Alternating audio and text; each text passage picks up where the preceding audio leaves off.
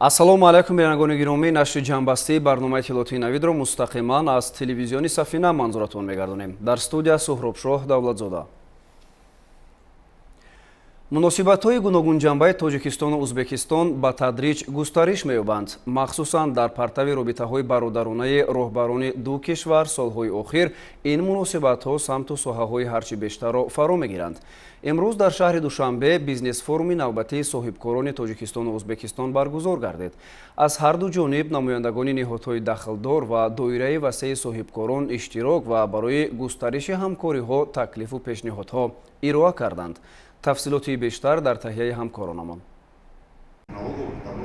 бизнес форуми имрӯзаи соҳибкорони Тоҷикистону Узбекистон идомаи мантиқаи рушд додани ҳамкориҳо миёни ҳамсоя кишварҳо буда, умедвориҳоям аз натиҷаи он хеле зиёданд. зеро то ин дам ҳам тадбирҳои гузаронидашуда тавонистанд такони ҷиддиро барои густариши доду гирифт ва дарёфти шарикони нав дар бахшҳои гуногун ба бор биёранд. имрӯз низ бо ҳамон завқмандӣ аз ҳарду ҷониб Тоҷикистону Узбекистон шумораи зиёди намояндагони бахшҳои хусусии иштироку бизнес идеяҳои муштараки худро муаррифӣ карданд. масъулин аз фаъолияти аллакай 51 корхонаи муштараки бо сами соҳибкорони тоҷикистонӣ ва ӯзбекистонӣ корбарӣ доранд, иттилоъ дода аз заминаи хуб барои густариш ва болобардории ин нишондод ҳарф заданд. фазои муносиби сармоягузорӣ, фаъолияти минтақаҳои озодии иқтисодӣ ва боз даҳҳои имтиёзу зарфиятҳои дигар ҳамчун имконияти хубе барои роҳандозии тиҷоратҳои муштарак маънӣ дод гардид. кӯшиш менамоем ки ба намояндаҳои бахши хусусии Ӯзбекистон доир ба минтақаҳои озоди иқтисодие ки имрӯз дар ҷумҳурии Тоҷикистон фаъол намуда истоданд ва доир ба он имтиёзҳо ва дастгириҳое ки ҳукумати ҷумҳурии Тоҷикистон барои бахши хусусӣ ва барои сармоягузорӣ фароҳам оварда истодааст маълумот пешниҳод намоем. албатта мо пеш аз ҳама даъват намуда истодаем ки дар баробари албатта табодили молу маҳсулот диққат ба таъсиси корхонаҳои муштарак барои бароҳ мондани бевосита истеҳсоли молу маҳсулот бевосита дар ҳудуди ҷумҳурии Тоҷикистон, алал хусус дар минтақаҳои озоди иқтисодӣ, минтақаҳое ки дар назди сарҳадӣ яъне таъсис дода шудаанд, яъне ки ба он диққат дода шавад.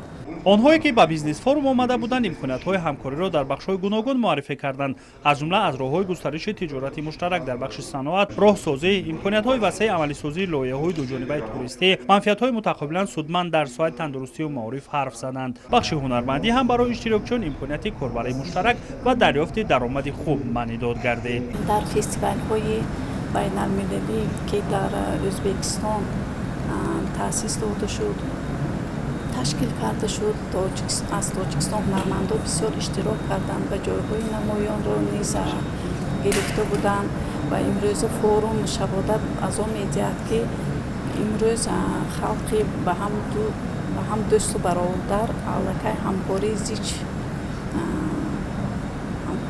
доранд.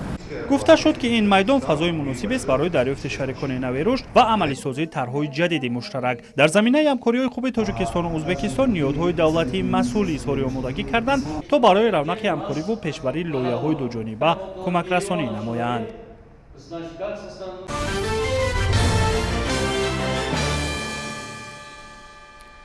то фаро расидани ҷашни миллии 30-солагии истиқлолияти давлатии ҷумҳурии Тоҷикистон камтар аз 3 моҳи дигар боқӣ монд. вобаста ба ин тараддуди сокинони мамлакат ҷиҳати дар сатҳи шоиста истиқбол намудани ин санаи таърихӣ ҳарчи бештар мегардад. аз ҷумла дар шаҳру ноҳияҳои вилояти Суғд сохтумони иншооти ҷашнӣ вусъат дода мешавад. ба иттилои ҳамкорони мо то кунун қисми зиёди иншооти ба нақша гирифташуда дар ҳамаи шаҳру ноҳияҳо аллакай сохта шудааст. аз ҷараёни имрӯзаи корҳои созандагӣ дар ҳудуди ин вилоят гузориши навбатии моро тамошо кунед. корҳои сохтмонӣ дар бинои бунгоҳи тиббӣ ҷамоати зарзамини ниноҳои бобоҷон ғафуров бо маром ҷараён дорад. фармоишгари иншооти мазкур маъмурияти муассисаҳои сохташавандаи мақомоти иҷроии ҳукумати давлатии ноҳия буда корҳои сохтмонӣ моҳи ноябри соли 2020 оғоз гаштааст. сохтмон ва ба истифодадиҳии ин иншоот дар доираи корҳои созандагӣ ба истиқболи сазовори 30-солагии истиқлоли давлатӣ сурат гирифта, баъди мавриди баҳрабардорӣ қарор гирифтан он ба беш аз 14 000 аҳолии ҷамоат хизмат мерасонад. дар маҷмӯъ имрӯзҳо дар ҳамаи ҷамоату шаҳрак ва деҳоти ноҳияи бобоҷон ғафуров корҳои созандагӣ бо маром ҷараён дорад.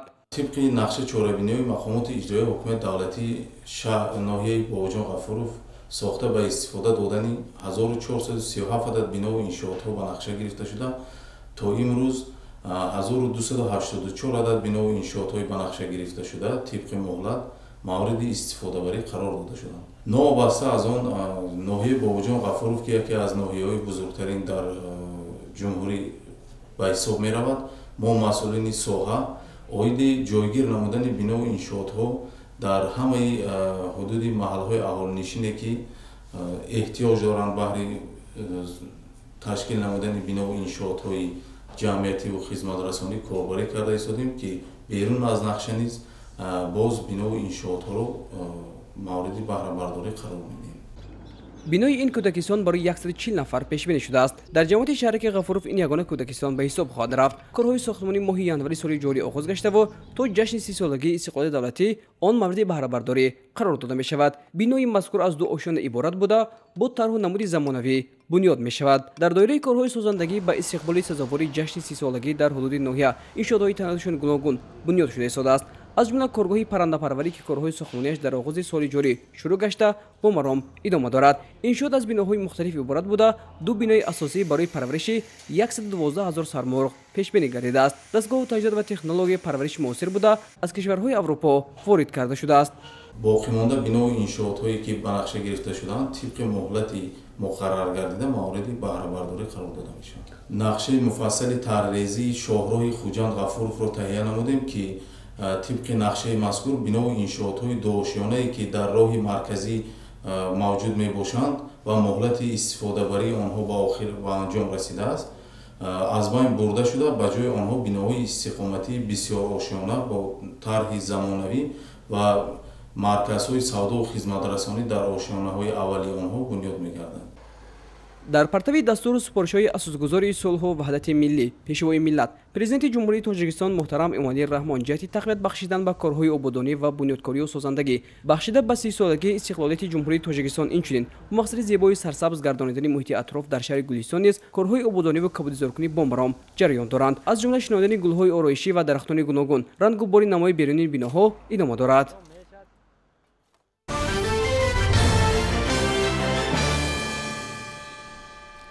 1 июн дар ҷаҳон 71-мин солгарди Рӯзи байналмилалии ҳифзи кудакон ҷашн гирифта мешавад. ҳадафи асосии Рӯзи байналмилалии ҳифзи кудакон ҷалби таваҷҷӯҳи ҷомеа ба мушкилоти воқеии кудакон мебошад.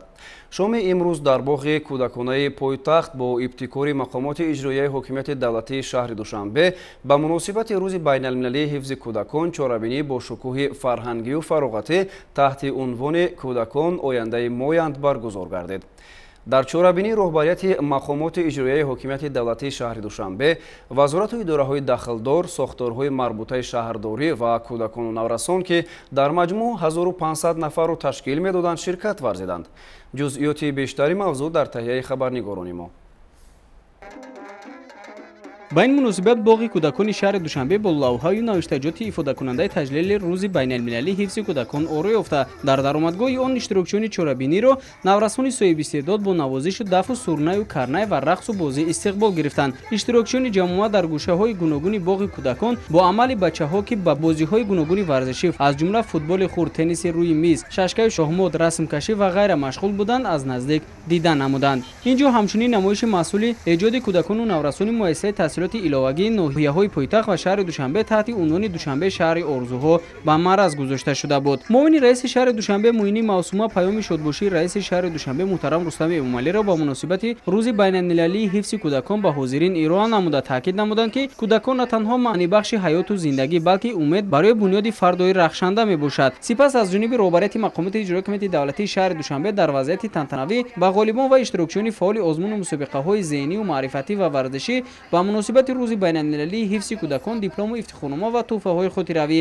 тақдим карда шуд. дар фарҷом ба иштирокчиёни чорабинӣ барномаи бошукӯҳи фарҳангӣ фароғатӣ таҳти унвони кӯдакон дунёи моянд ки аз тарафи кӯдакону наврасон ва ансамблҳои кӯдакона омода гардида буд пешниҳод карда шуд.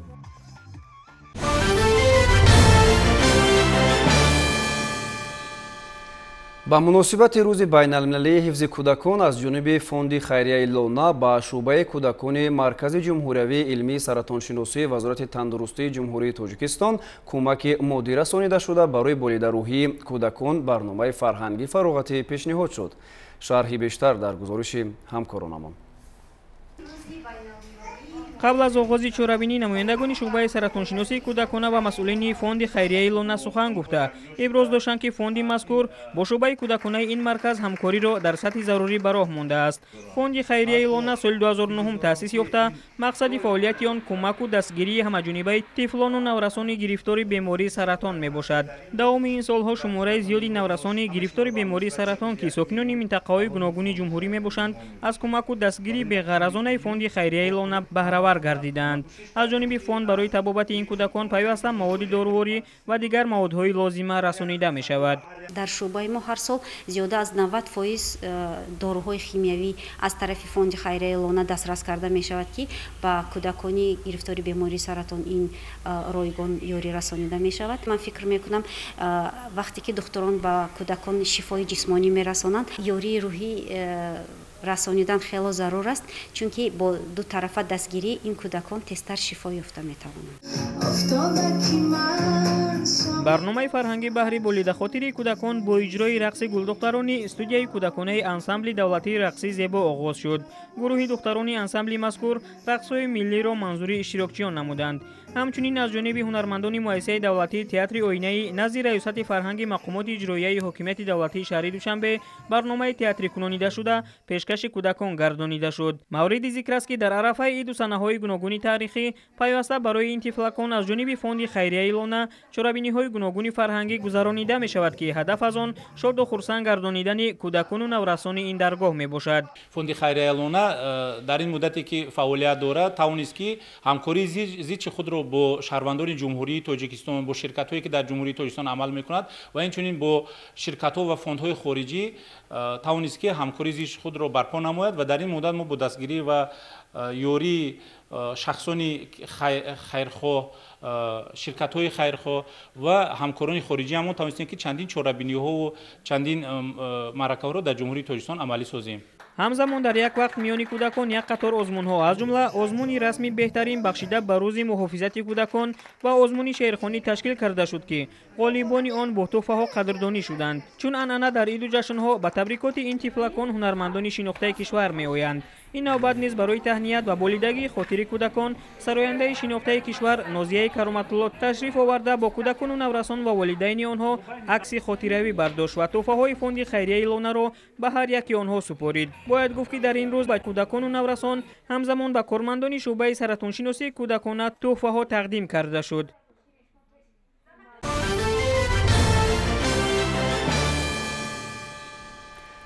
боиси қаноатмандӣ аст ки ҷиҳати пешбурди ҳуқуқу озодиҳои кӯдак дар мамлакат иродаи баланди роҳбарияти олии кишвар пеш аз ҳама пешвои миллат муҳтарам эмомалӣ раҳмон вуҷуд дорад ва дар ин самт пайваста иқдомҳои нав ба нав амалӣ карда мешаванд. ба муносибати рӯзи байналмилалии ҳифзи кӯдакон дар саросари мамлакат чорабиниҳои идона доир шуданд. хабарнигорони мо аз гӯшаву канори ҷумҳурӣ аз рафти ин ҳамоишҳо гузориш омода карданд. таваҷҷӯҳ кунед. дар саҳни театри марказии шаҳри хоруғ бо намоиши расмкашии кӯдакону наврасон дунёи ҷолиби ин дӯстрӯякон муаррифӣ гардид. кӯдакон нахуст расме ки дар саҳни театр рӯи қалам меоварданд ин офтоб, кабутар, кӯҳҳои баланди ватан дар маҷмӯъ табиати кишвари паҳновар буд. ин бори дигар шаҳодат аз он аст ки насли навраси ватан мисли ҳар як шаҳрванди давлати тоҷикон ва ба мисли пешвои ваҳдат офари худ طالب صلح و امانی می باشند. کودکان با هر یک رسم کشیده خود در زبان بی زبانی رسم ها ندای قلب کوچک خود را در افشای بزرگی وحدت و وحدانیت و صلح و امانی بیان نمودند. هر یک سخن گفته این جوجهکان نوبال بهار زندگی نیز از وصف وطن عبارت بود. باید قید نمود که در نمایش رسم کشی کودکان همه کودکستان های شهر خاروغ جلب گردیدند. در درآمدگاه تئاتر مرکزی کودکستان های شهر خاروغ نمایشی را منظور نمودند که شهادت از هنر والای ساکنان این سرزمین بود. نمایندگان حکومت شهر خاروغ قید نمودند که نمایش این هنر بازگو از آن است که انسان ها باید از خرده به زیباپرستی و از خود نمودن هنر اجدادی شناسایی پیدا نمایند. رئیس شهر خاروغ میرزا نبات علیشیر خدابردی معاون رئیس ولایت مختار کیستان بدخشان نظیره امیربکزاده با گروه کاری حکومت شهر خاروق از این نمایش دستپروران مؤسسه های تا مکتبی شهر خاروق دیده نموده اظهار داشتند که دنیای کودکان بسان این رنگ های غنی هنرهای اجدادی جالب و بی‌آلایش است. در تالار تئاتر برنامه کنسرتی از جانب تربیت گیرندگان مؤسسه های تا مکتبی شهر خاروق با برآمدهای گوناگون اشتراک داشتند. رئیس شهر خاروق گفت که روز کودکان فرخنده و همایون باشد و تبسم شیرین کودک در هر یک خاندان دولت بی پایان می باشد. همزمان معاون رئیس ولایت مختار کیستان بدخشان نظیره امیربکزاده نیز قید نمود که این طبقه خوشفال و خوشپرواز دوران صاحب استقلالی وطن امروزها دارای بهترین شرایط تحصیل و فراغت می باشد و به نسل نورس شهر خاروق بهر اشتراک آنها در آزمانهای گوناگون به سان فروغ صبح دانایی و تاجیکستان وطن عزیز من تحسین و آفرین ها خواند. نامبرده قید نمود که تحت هدایت های پیشوای معظم ملت توجه به طفلان و نسل نورس وطن سال تا سال بیش از پیش می گردد. برنامه کنسرتی بسیار جالب بود. در انتهای چاره‌بینی از جانب رئیس شهر خاروق میرزا نبات علیشیر خدابرده برای همه اشتراکداران چاره‌بینی ایدانه تحفه های خاطروی تقدیم گردیدند. در مرکز ولایت ختلان شهر باختر چاره‌بینی ایدانه بخشیده بر روز عمومی جهانی محافظت کودکان با اشتراک دایره وسیع تربیتگیرندگان مؤسسه‌های تعلیمی و تا مکتبی و مربیان و هوسکاران صنعت و هنر برگزار گردید. در این روز کودکان و نورسان با لباس ایدانه و چهره بالیده نزد تئاتر ولایتی موسیقی مسکوی به نام عطا محمدجانов با هم آمده هر یک با شعر و سرود و دستاوردهای هنریشان از جشن خود استقبال گرفتند. در صحن تئاتر قسمی از نورسان چالاک و ورزشکار با هنر و مهارت ورزشی خود، قسم دیگر باشد با آفریدن اثرهای بلند مضمون در روی زمین استعداد بلندی رسامی خود را نزد حاضرین نشان دادند. در درآمدگاه تالار تئاتر نورسان مؤسسه‌های تا مکتبی ایجاد و آفریده‌های خود را که همراه مربیانشان در رفت تعلیم آماده نمودند به نمایش گذاشته بار دیگر ثابت ساختند که آنها زیر حمایت دولت امروزها تعلیم و تربیت درست میگیرند. ضمن بازدید خود رهبریت ولایت و شهر از محصول دست تعلیم گیرندگان مؤسسه‌های تعلیمی و کودکستان‌ها با آنها تحفه‌های ایدانه را از نام مقامات اجرایی حکومت دولتی ولایت ختلان تقدیم نمودند. سپس در تالار جشنگاه معاون رئیس ولایت ختلان فیروزه شریفی کل جمع آمدگان را به مناسبت روز بین المللی محافظت کودکان تبریک نموده تاکید داشتند که حکومت جمهوری تاجیکستان و مقامات اجرایی حکومت دولتی ولایت ختلان همیشه بهر تامین شرایط مناسب تعلیم و تربیت و فرهنگ و فراغت کودکان تلاش ورزیده برای حفظ صحتی و رشد عقلانی و ذهنی آنها کارهای معینی را به سامان رسانیده است. بعد سخنرانی‌ها به غالبان آزمون ولایتی نورس صاحب استعداد بهترین که از روی 10 نامیناسیون راه اندازی گردیده بود تحفه‌های خاطروی و افتخارنامه‌ها تقدیم کرده شد. در قسمت فرهنگی چاره‌بینی تعلیم گیرندگان مؤسسه‌های تا مکتبی و همگانی برنامه رنگین هنری دنیای کودکی را با شعر و ترانه، رقص و بازی و صحنه‌های جالب و دیدنی منظور اهل تالار گردانیدند. در شهر اسفره روز بین المللی حفظ کودکان با دایرسازی سلسله چاره‌بینی‌های فرهنگی و ورزشی در سطح شایسته تجلیل کرده شد. ضمن آزمون رسم‌کشی در روی منفرش کودکان لحظه‌های زیباترین حیاتی پرسعادت کودکی و آبادی و آسودگی وطن محبوب را تصویر نمودند. ایدهای زیبای گل‌ها و پرندگان سطح و صفت تعلیم و تربیت نسل نورس در مورد دوستداری طبیعت میهن و ضروریت غمخواری در حق آنها به خوبی بازگویی داشت. نمایش دسترنج اعضای محفل هنرآموزی محصلین تحصیلات علاوگی شهر باشد بسیار جالب بود و از درجه هنرآموزی محصلین و تخیلات بوی آنها درک میداد. در صحن تابستانی کنسرتی گلباغ مرکزی شهر کودکان و نورسان هنرهای نواختن اسباب‌های موسیقی، رقصیدن و اجرای سرود را منظوری حاضرین گردانیدند. رئیس شهر اسفره برآمد نموده ساکنان کوچک شهر را با جشن فرخنده صدقاً شاد باش گفت و همزمان غالبان آزمون‌های مختلف با تحفه‌های خاطروی قدرشناسی شدند. دوام روز تمام اتراکسیون‌های دلخوشی گلباغ شهر در اختیار کودکان قرار داشتند. در شهر کانیبادان به مناسبت روز بین المللی حفظ کودکان تحت عنوان کودکان ثروت بی‌بهای ملتند در باغ استراحتی شهر کانیبادان چاره‌بینی ایدانه برگزار گردید. در چاره‌بینی کارهای ایجادی نورسان و معرض تماشا گذاشته شد. نمایش دسترنج اعضای محفل هنرآموزی محصلین شهر باشد بسیار جالب بود و از درجه هنرآموزی محصلین و تخیلات بوی آنها درک میداد. در چاره‌بینی رئیس شهر کونیبادان برآمد نموده تاکید کرد که با دستگیری‌های اساسگذار صلح و وحدت ملی پیشوای ملت پرزیدنت جمهوری تاجیکستان محترم امامعلی رحمان تحت غمخواری دائمی فرا گرفتن کودکان و نورسان در ضمیر نسل جوان پروریدن حسی بلند ملی، احساس خودشناسی و وطندوستی و اخلاق حمیده در مد نظر همیشگی دولت و حکومت قرار دارد. برای عملی شوی آرزو و آرمان‌های کودکان پیوسته غمخواری به خصوص به بچگان یتیم و بی‌پرستار دلسوزی و مهربانی خاصه ظاهر می‌گردد. رئیس شهر به غالبان آزمون‌های تاجیکستان وطنی عزیز من رسم کشی نوشتن انشا در موضوع حقوق خود را می‌آموزیم و مسابقه‌های ورزشی والیبال، فوتبال، تحفه‌های خاطره‌ای تقدیم نمود. چاره‌بینی را برآمد رنگین کنسرتی دستپروران مکتب صنعتی بچگانه و کودکستان‌های شهر شکوه خاص بخشیدند. бахшида ба рӯзи байналмилалии ҳифзи кӯдакон бо ташаббуси бахши сабти асноди ҳолати шаҳрвандии ноҳияи Данғара ва дастгирии соҳибкори маҳаллӣ Ҳасан Сатторов ба волидайни 100 нафар тефлон шаҳодатномаи таваллуд ба таври ройгон дастрас карда шуд. дар дораи амалигардонии тадбири мазкур масъулин ба аёдати сокинони деҳаи навобуди ҷамоати деҳоти Сангтуда ки аз офати табиӣ зарар дида буданд рафта шаҳодатномаи 42 нафар атфоли то яксола ва аз он калонтарро ба таври ройгон ба волидайнашон тақдим намуданд.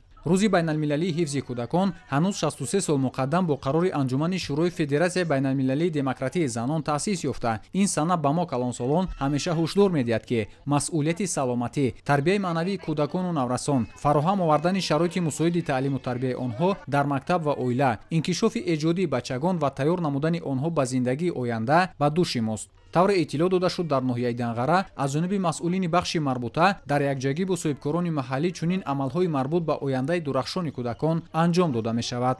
дар идомаи иқдоми имрӯза бахшида ба рӯзи байналмилалии ҳифзи кӯдакон ҳамчунин масъулини сабти асноди ҳолати шаҳрвандии ноҳия ва соҳибкори ташаббускор дар таваллудхонаи беморхонаи марказии ноҳияи Данғара 35 нафар тифлони навзод сари вақт ба қайди давлатӣ гирифта шуда ба волидайни онҳо шаҳодатномаи таваллуд ба таври ройгон тақдим карда шуд. ҷашни рӯзи байналмилалии муҳофизати ҳуқуқи кӯдакон дар ноҳияи восеъ аз маросими истиқболи ғолибони даври олимпиадаҳои ҷумҳуриявӣ шурӯъ гардид. аз ноҳияи восеъ имсол 31 нафар хонандагони муассисаҳои таҳсилоти миёнаи умумӣ ғолибони даври ҷумҳуриявии олимпиадаҳои озмунҳои фаннӣ гардиданд. аз ин ғолибон 6 нафарашон хонандагони гимназияи давлатӣ мебошанд. ба ин муносибат дар гимназияи давлатӣ чорабинии идона доир гардида намояндагони шуъбаи маорифи ноҳия барои иштироки фаъолона аз номи мақомоти иҷроияи ҳокимияти давлатии ноҳия ғолибонро бо сипосномаҳо қадрдонӣ намуданд. дар доираи ҳамин чорабиниҳо бахшида ба рӯзи байналмилалии муҳофизати ҳуқуқи кӯдакон чорабиниҳои идона дар муассисаҳои таҳсилоти томактабӣ баргузор гардиданд. дар ноҳияи восеъ 8 муассисаи таҳсилоти томактабӣ фаъолият дошта 635 нафар кӯдаконро ба таълиму тарбия фаро гирифтааст. дар ноҳияи ховалинг аз рӯзи байналмилалии ҳифзи кӯдак бо шукӯҳ таҷлил карданд. тарбиятгирандагони муассисаҳои томактабӣ, маркази тавонбахшӣ ва хонандагони муассисаҳои таҳсилоти ҳамагонӣ дар фароғатгоҳи чилчанор намоишгоҳи расмҳо ва ҳунарҳои дастонашонро ба маърази дид гузоштанд. дар намоишгоҳ хӯрокҳои миллӣ, кулчақанду шириниҳо ки кӯдакон дар маҳфилҳои гуногун омода карданд гузошта шуда буд. инчунин чаканию кашидадузӣ, чӯбтарошӣ, ҷуроббофӣ ва боз даҳҳо ашёҳои омодакардаи кӯдакон ба чорабинӣ шукӯҳи тоза бахшид. дар маҷлиси тантанавӣ ба ин муносибат раиси ноҳия кӯдакон ва кулли ҳозиронро табрик гуфта қайд намуд ки даврони кӯдакию наврасӣ даврони поку беолоиш ва нотакрори ҳаёти инсон буда ҳар як фард баъди ба камол расидан ин муамморо дарк менамояд. дар ҳолати тантанавӣ ба 20 нафар кӯдакони навзод аз ҷониби бахши сабти асноди ҳолати шаҳрвандии ноҳия тариқи ройгон шаҳодатномаҳои таваллуд тақдим карда шуд.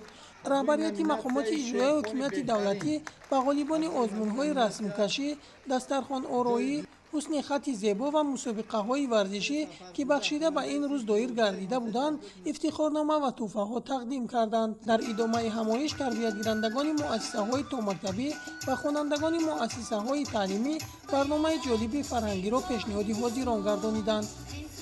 عملی نمودن فضیلت‌های نیک انسانی از قبیل سخاوتمندی و سخاوتپیشگی، دستگیری مادی و معنوی یتیمان و برجاماندگان، معیوبان و پیرانسالان و محتاجان از پسندترین کاری ثواب و خیر میباشد. از سوی مقامات اجرایی حاکمیت دولتی، تشکیلات و مؤسسه‌های ناحیه و صاحبکاران محلی به طور دائمی به مؤسسه موادهای خوراکه و سر و لباس کمک کرده میشوند. باید گفت که سرپرستی کلی مکتب اینترنت جمهوری کودکان یتیم در ناحیه شهری نو را خدمات علاقه جمهوری تاجیکستان به عهده دارد و طور مسئولان اینجا میگویند دستگیری‌های آنها به طور دائمی احساس میگردد. این از آن شهادت می‌دهد که مردم سربلند کشور هدایت و راهنمایی رهبریت عالی مملکت را در مورد کمک و دستگیری این طبقه جامعه دستگیری همه‌جانبه می‌نمایند. کودکان نورسان ناحیه روز بین المللی محافظت کودکان را در بینی بخش فرهنگ ناحیه استقبال نمودند. مسئولین بحر خاطرمان گذراندن همایش چرابینی‌های گوناگون تشکیل کردند که دوره وسیع کودکان نورسان در آن شرکت ورزیدند. در این روز مهمانان و والدین از نمایشگاه تشکیل نموده مؤسسه‌های تعلیمی و مؤسسه‌های تحصیلات ایلوگی دیدن نمودند. این مسابقه برای کودکان از طرف حکومت جمهوری تمام شرایط مهیا گردانیده شده است و آنها امکان دارند حیات شیرین کودکان خود را در فضای صلح و آرامی و آغوش گرم مادر گذرانند. در قسمت تنتنوی چرابینی رئیس ناحیه و دیگر مهمانان کودکان و نورسان و والدین آنها را بر روز محافظت کودکان شادباش نمودند. در چرابینی از طرف مسئولین مقامات اجرایی ذکر گردید که کودکان تحت غمخوری‌های دولت و حکومت جمهوری قرار داشته بهر تربیت معنوی اخلاقی آنها تمام جامعه باید مسئول باشد. در ناحیه دو باغچه بچگانه فعالیت می‌کند که شماره کودکان به 160 نفر رسانیده شده برای نگاهبینی آنها تمام شرایط مهیا کرده شده است. بخشیده بر روز بین المللی حفظ کودکان در تمام مؤسسه‌های تعلیمی، مرکزهای تحصیلات ایلوگی، باغچه کودکانه، چرابینی‌های فرهنگی و فراغتی برگزار گردید. هدف اساسی این تدبیر را مسئولین اساساً جهت بالا بردن سطح جهانبینی و فراهم آوردن شرایط ضروری برای تحصیل و زندگانی کودکان معنی داد کردند. با مقصد صیقل دادن لیاقت کودکان صاحب استعداد برابر فعالیت مؤسسه‌های تعلیمی، اینچنین مرکزهای تحصیلات ایلوگی، مکتب ورزشی، باغچه کودکانه عمل نموده در آنها صدها نفر کودکان با لیاقت و صاحب استعداد به تحصیل فرا گرفته شدند. در چرابینی بخشیده بر روز بین المللی حفظ کودکان، خوانندگان با لیاقت مؤسسه‌های تعلیمی و کودکان باغچه بچگانه مهارت و ملکه و استعداد هنر و دانش خود را پیشکش اهل همایش نمودند که آن بزم شعر و سرود، رسم‌های آفریده، اختراعات و هنرمندی نورسان را در بر می‌گیرد. در این روز کودکان با لیاقت برابر شرکت در چرابینی با یک مهارت بلند به اهل نشست برنامه فرهنگی آماده کرده خویش را پیشکش حاضرین نمودند. بخشیده بر روز بین المللی محافظت حقوق کودکان در ناحیه به نام میر سعید علی حمدانی چرابینی‌های دانه از نمایش و آزمون رسمی بهترین و آزمون نوآوران شروع گردید. رسم‌هایی که کودکان پیشنهاد نمودند موضوع زیبایی طبیعت، خانه ما، کبوتر، صلح، مادر، سرچشمه حیات، احترام کلانسالان و دیگر موضوعهای جالب را در بر گرفته حیات رنگین دوران کودکی را انعکاس نمودند. همچنین در این نمایش دستاویزهای نوآوران، نوگانی‌ها در ساحه‌های گوناگون پیشنهاد حکمان آزمون گردانیده شدند. چرابینی مذکور از جانب مقامات اجرایی حاکمیت دولتی ناحیه در همکاری با تشکیلات جمعیتی زرشیده‌بانو در دایره لایحه بنیاد آینده درخشان برای شخصان امکانیت محدود داشته دایر کرده شده. در این ناحیه توجه دایره وسیع آدمان را جلب نمود. ادامه چرابینی بخشیده بر روز بین المللی محافظت حقوق کودکان با اشتراک کودکان، والدین و آموزگاران برگزار گردیده. جانشین رئیس ناحیه به نام میر سعید علی حمدانی به این روز فرخنده اشتراکچیان این همایش را تبریک نمودند. سپس در محیط ایدانه و غالبان آزمون رسمی بهترین آزمون نوآوران تحفه‌های خاطره‌ای تقدیم کرده شدند. در قسمت فرهنگی همایش حیات رنگین دوران کودکی را کودکان با خواندن سرود و رقص‌های جالب پیشنهاد نمودند. در چنین محیط فرهنگی برای اشتراک فعالانه اشان که کودکان امکانیتشان محدود در این چرابینی‌ها فعالانه اشتراک داشتند، از جانب تشکیلات جمعیتی زرشیده‌بانو با آنها تحفه‌های خاطره‌ای سپرده شدند. بخشیده بر روز بین المللی محافظت حقوق کودکان همچنین در این ناحیه چرابینی‌های گوناگون ورزشی گذرانیده شده، غالبان با سپاسنامه‌ها قدردانی کرده شدند. تربیتگران خانه کودکان کودکستان و باغچه‌های شهر ترسونزاده روز بین‌المللی محافظت کودکان را با یک جهان مهر و محبت و شکوه به اندازه جشن گرفتند. در صحن کاخ دوستی از جانب خوانندگان دستاوردهای هنری و فرهنگی به معرض تماشا گذاشته شده بود. رهبران و دیگر نمایندگان مقامات محلی از هنر دستان ماهر دوستی‌کان دیدن نموده به استعداد آنها بهای بلند دادند. همچنین از جانب کودکان و نورسان مسابقه‌های ورزشی دویدن، ولسپدرانی، رسمکشی و ترانه‌خوانی تشکیل و گذرانده شد. роҳбарати шаҳри турсунзода зимни суханронӣ қайд намуд ки қонуни ҷумҳурии тоҷикистон дар бораи масъулияти падару модар дар таълиму тарбияи фарзанд ҳамчун яке аз муҳимтарин санадҳои ба таъзим дарорандаи одобу ахлоқ дар ҷомеаи муосири тоҷикистон амал менамояд. аз ин рӯ моро лозим аст ки барои рушду камоли ҳамаҷонибаи кӯдакон кӯшиш ба харҷ диҳем. сипас аз ҷониби бахши сабти асноди ҳолати шаҳрвандии шаҳри турсунзода ба 30 нафар кӯдакон шаҳодатномаи таваллуд тақдим карда шуд. барномаи рангини омоданамудаи кӯдакону наврасон ки ҳамагӣ иборат аз шеъру таронаҳои пур аз меҳру садоқат ба ватан буд манзури ҳозирин гардонида шуд. дар ин рӯзи умумиҷаҳонии ҳифзи кӯдакон дар ноҳияи шаҳри нав низ аз ҷониби намояндагони мақомоти иҷроии ҳокимияти давлатӣ ва сабти асноди ҳолати шаҳрвандии ноҳия бо дастгирии соҳибкор мирзоалӣ маҷидов ба 70 нафар кӯдакон шаҳодатномаи таваллуд ва тӯҳфаҳои хотиравӣ супорида шуд. зимни баромадҳояшон намояндагон қайд намуданд ки падару модарон ва масъулини муассисаҳои таълимиро мебояд барои баландбардоштани маънавиёти кӯдакону наврасон ҷаҳд намуда ба бемасъулиятӣ ва таъхиркорӣ роҳ надиҳанд. аз симои зебову пурхандаи ҳар як кӯдак маълум мегардид ки дар ҳақиқат имрӯз онҳо бо шукронаи тинҷиву осудагӣ ва ваҳдату истиқлолият дар тоҷикистони озоду ором зиндагӣ доранд ва хурсандӣ мекунанд. ҳамасола дар саросари дунё санаи 1 июн ҳамчун рӯзи байналмилалии кӯдакон ҷашн гирифта мешавад. ба ин муносибат дар шаҳри кӯлоб низ дар боғи фарҳангию фароғатӣ ба номи мир саид алии ҳамадонӣ кӯдакону наврасон бо як рӯҳияи болида ва шодию нишод ин санаи фархундаро истиқбол намуданд. воқеан кӯдакон насли ояндасози давлату ҳукумат ба шумор рафта рӯз то рӯз шароиту имкониятҳои мусоид ба онҳо фароҳам гардида истодааст.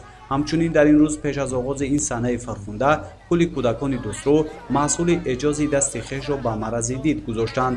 дар воқеъ бояд гуфт ки нигоҳи кӯдакон басо рангин буда дар тасвирҳои эҷод намудаи хеш манзараҳои дилфиреб табиати нотакрори кишварро бо нигоҳи кӯдакона ба қалам доданд. ҳайати меҳмонон иборат аз намояндаи мақомоти иҷроияи ҳокимияти давлатии шаҳр ва дигар ташкилоту идораҳо дастовардҳои кӯдаконро аз назар гузаронида ба ҳар яки онҳо аҳсану офарин хонданд. дар ҳошияи ин чорабинӣ ҳайати меҳмонон зимни суханронии хеш кулли кӯдаконро ба муносибати ин саҳнаи таърихӣ шодбош намуда қайд доштанд ки иқдомҳои пайвастаи асосгузори сулҳу ваҳдати миллӣ пешвои миллат президенти ҷумҳурии Тоҷикистон муҳтарам Эмомалӣ Раҳмон ба таъмини осоиштаи ҳаёти кӯдакон ва риояи ҳуқуқу озодиҳои онҳо тарбият намудани насли наврас дар рӯҳияи ватандорӣ ва ифтихори миллӣ ҳамаҷониба рӯи кор гирифта мешавад. ҳамчунин ба ифтихори ин рӯзи фархунда ба як қатор кормандони муассисаҳои таҳсилоти томактабии шаҳри кӯлоб ҷиҳати саҳм гузоштан дар ҳаёти кӯдакон ба сипосномаи мақомоти иҷроияи ҳокимияти давлатии шаҳри кӯлоб қадршиносӣ карданд. дар фарҷоми ин чорабинӣ ҳаваскорони мактаби мусиқии бачагонаи шаҳр баҳри болидагардонидани иштирокчиён дастагули суруду таронаҳои зебои хешро пешниҳоди иштирокчиён гардониданд.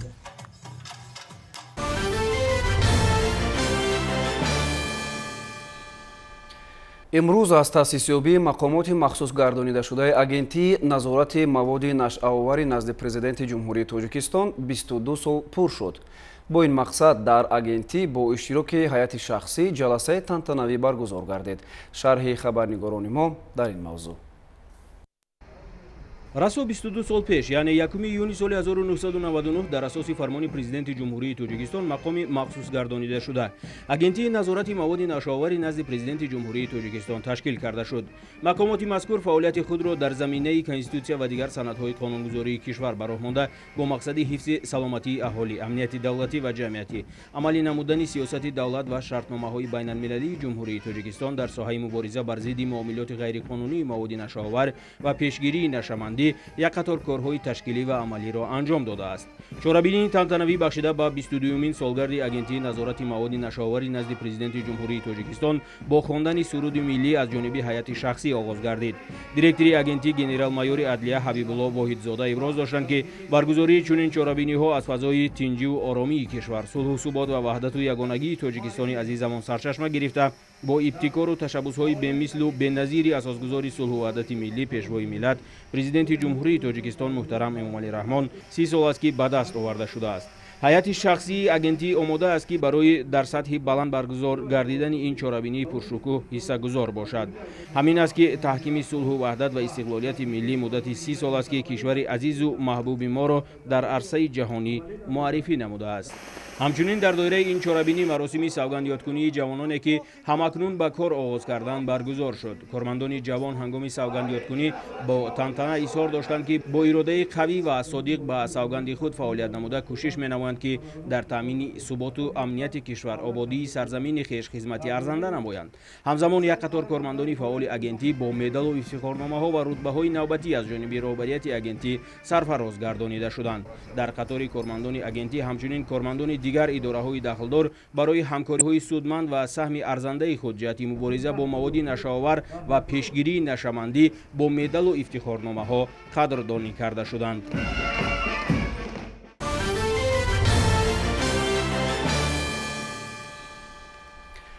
дар корхонаву ташкилоти вилояти хатлон бобати санҷиши сатҳи омодагии кормандон нисбат ба ҳолатҳои эҳтимолии сарзадани ҳодисаҳои сӯхтор машқҳои тактикӣ гузаронида мешавад.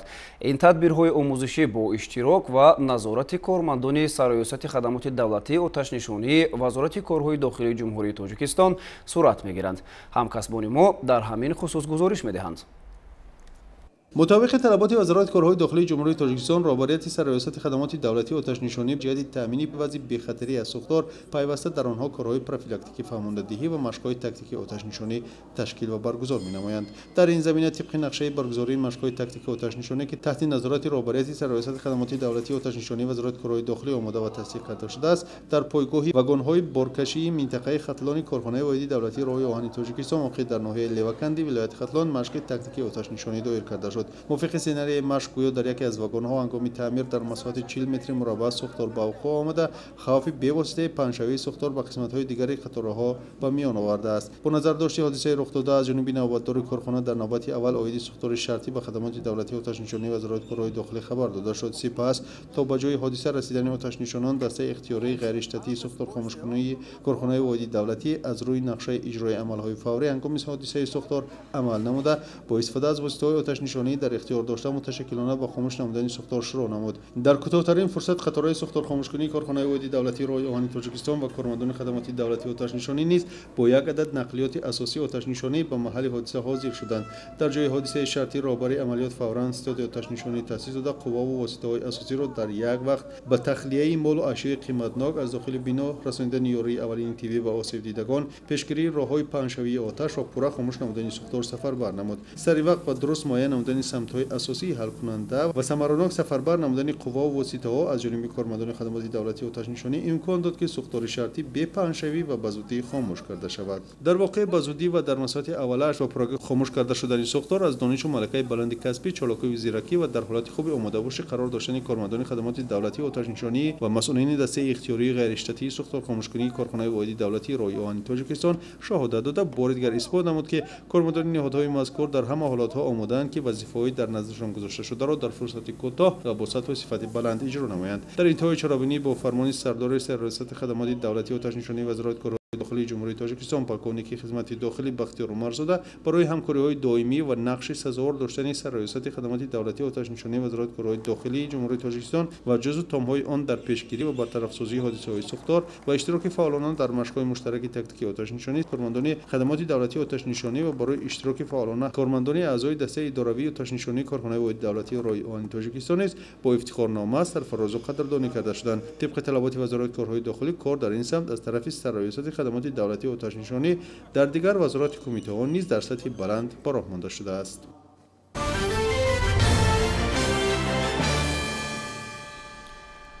дар ноҳияи шаҳри нав даври ноҳиявии фестивали ҷумҳуриявии ҷилваи рангҳо доир гардид. фестивал бо ибтикори мақомоти иҷроияи ҳокимияти давлатии шаҳри душанбе ба хотири эҳтиром ба арзишҳои фарҳанги либоси миллӣ, ҳисси зебоипарастӣ, боло бурдани маданият ва бедор намудани завқи баланди либоспӯшии аҳли ҷомеа, нақшу мақоми либосҳои миллӣ ва муосири кӯдакону наврасон, ҷавонон, занону духтарон, мардон ва риояи тарзи пӯшидани онҳо роҳандозӣ гардидааст. ҳамкорони мо Хуршед Ҳалимов ва Тоҳир Сулаймонов аз ноҳияи шаҳри нав гузориш медиҳанд. با گذاردن یک چرابینی فرهنگی فراغتی از جانب شعبه زن و اویله نزد مقامات اجرایی حاکمیت دولتی ناحیه شهری هم دور ناحیوی فستیوال آزمون جمهوری جلوه رنگ‌ها جنبش گردید. فستیوال آزمون جمهوری جلوه رنگ‌ها از روی 8 بخش از جمله لباس‌های قدیمی و معاصر کودکان و نوجوانان، لباس‌ها برای پرسوناژهای افسانه‌ای، لباس‌های روزمره جوان دختران، بانوان و مادران، لباس‌ها برای جوانان، مردان و موسفیدان، لباس‌های مراسمی و عیدانه، لباس‌های رسمی، لباس‌های فراغتی و لباس‌ها برای خانه و کارخانه برگزار گردید. باید گفت که فستیوال آزمون جمهوری جلوه رنگ‌ها در 3 دور برگزار شده. دور اول در سطح محله، دهه و دهات شهر و ناحیه‌ها، دور دوم در ولایت‌ها شهر دوشنبه و شهر و ناحیه‌های تابع جمهوری و دور جنبستی آن در شهر دوشنبه صورت می‌گیرد. اشتراکچیان، طراحان و دوزندگان، ایجادکاران و رسامان، چهره‌وران و هنرمندان و دیگر خواهشمندان این کسب هنر والای خود را به علاقه‌مندان و دوستداران لباس‌های تاجیکی معرفی نمودند. مقصد مرامی گذرانیدن این فستیوال آزمون‌هایی که در بخشیده به جشن 30 سالگی استقلالیت دولتی جمهوری تاجیکستان به نقشه گرفته شده است، یعنی که احیا نمودن هنرهای مردمی و بیدار نمودن هویت ملی می‌باشد. اشتراک دادن جشنواره که اکثرا دختران و بانوان و جوانان بودند به نمایش برنامه دلنشین فرهنگی سر و لباس تاجیکی را وابسته به کسب و کار، آرایشات ملی، هنر والای رقص و سرود پیشکش حاضرین نمودند. در انجام به غالبان دیپلم و تحفه‌های خاطره‌ای و سپاسنامه‌های مقامات اجرایی حاکمیت دولتی ناحیه شهری نو تقدیم کرده شد.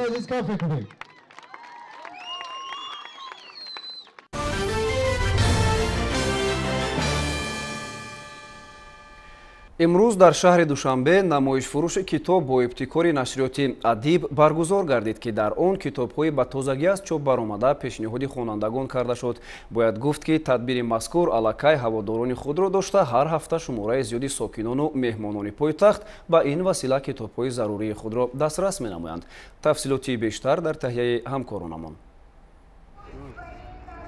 روی میز فروش کتاب که از سرخواننده‌ترین تدبیرهای راه‌اندازی نموده نشریات ادیب است، علاقه جلدهای نوی اختران ادب دسترس گردید. اکنون جمع‌آورده‌های شاعران معاصر در دایره این سلسله نشر گردیده و پیشنهاد هواداران کلامی بده شده است. این یکی از نوگانی‌هایی بود که از جانب مؤسسه نشریه ادیب در نمایش فروشگاه نوبتی برای اشتراکچیان پیشنهاد گردید. در این برابر باز ده‌ها کتاب‌های دیگر شاعران نویسندگان وطنی و خارجی با تالیفات بلند صفت روی رف‌های فروش منظور گردید که در این میان آفریده‌های نوقلمان هم دسترس بود. زیاده از 150 نامگو کتاب در این نمایشگاه پیشنهاد خوانندگان کرده شد.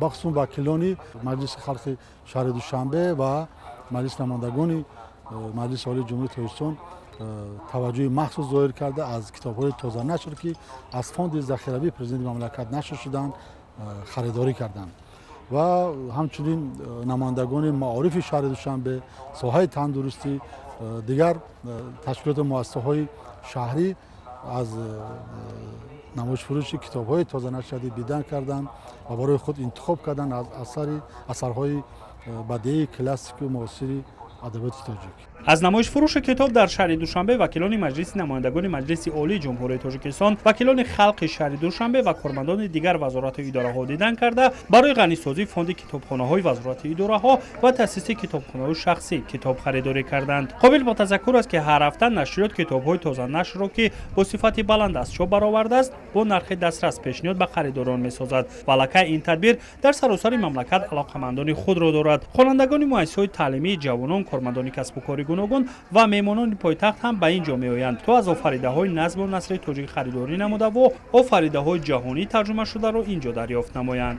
کتاب امروزه خریده من امروز با نام زنانی سبزبهار که این قلم شاعره بزرگ رخسار می باشد و کتاب دیگری خریده من این از مولانا عبدالرحمن جامی ادیب و متفکر نامی علاخان افسرزاد می باشد. از جهت صفتناکی کتاب بهت صفت خوب را درست و برای جوانان دعوت به عمل می آورم که در چنین چاره‌بینی ها اشتراک کرده برای خود کتاب دسترس نمایند. نرخش نسبتاً ارزان می باشد. نمایش فروش کتاب در دایره دستور و سفارش‌های پرزیدنت جمهوری تاجیکستان محترم امامعلی رحمان جهت جلب بیشتر اهالی به کتابداری و کتابخوانی از جانب نشریات ادیب راه اندازی گردیده چند سال باز ادامه دارد. با استفاده از نامگوی زیاد کتاب‌ها و انتخاب وسیع اشتراکچیان آزمون جمهوری فروغ صبح دانای کتاب است نیز به نمایشگاه آمده برای آمادگی به سبقت ذهنی از اینجا کتاب دسترس می نمایند. برای کودکان و نورسان نیز گوشه علایده ташкил гардида дар он афсонаву қиссаҳои ҷолиб барои мутолиа ҷамъоварӣ гардида аст. ҳамин гуна дар дигар гӯшаву канор низ намоишфурӯши китоб аз ҷониби нашриёти адиб роҳандозӣ карда мешавад то хонандагон тавонанд китобҳои даркории худро дастрасу бо нархи арзон харидорӣ намоянд.